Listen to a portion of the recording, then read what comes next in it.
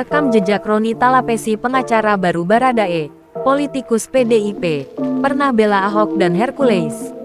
Roni Talapesi adalah pengacara ketiga yang mendampingi Baradae, tersangka kasus pembunuhan Brigadir J. Roni Talapesi saat ini menjabat sebagai Wakil Ketua DPD PDIP DKI Jakarta.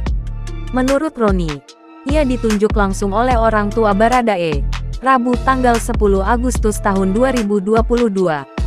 Berikut rekam jejak sang advokat.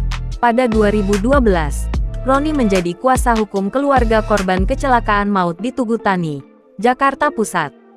Dilansir tribunnews.com, kala itu pengemudi mobil bernama Afriyani Susanti menabrak pejalan kaki hingga menewaskan 9 orang. Di tahun 2014, Roni menggugat Basuki Cahayapurnama Ahok, yang masih menjabat sebagai Gubernur DKI Jakarta, atas Pergub DKI nomor 195 tahun 2014 tentang pembatasan lalu lintas sepeda motor. Roni bersama tim advokasi Indonesia Traffic Watch ITW, meminta uji materi atas peraturan itu ke Mahkamah Agung, sebagaimana diberitakan Kompas.com.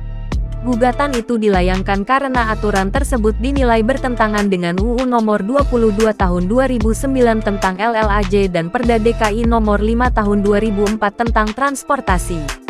Kendati demikian, pada 2017, Roni Talapesi tergabung dalam tim kuasa hukum Ahok ketika terjerat kasus dugaan penistaan agama. Buntut pidatonya yang mengutip surat Al-Maidah ayat 51.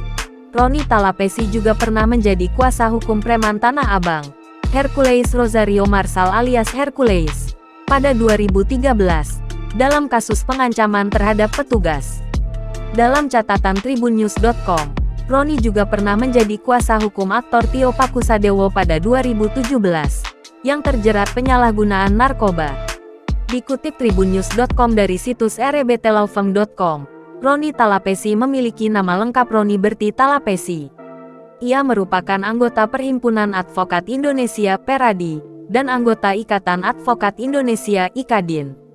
Roni Talapesi sebelumnya mengenyam pendidikan di Universitas Atmajaya Jakarta, sarjana hukum. Kemudian, juga menempuh pendidikan perguruan tinggi di Universitas Gadjah Mada.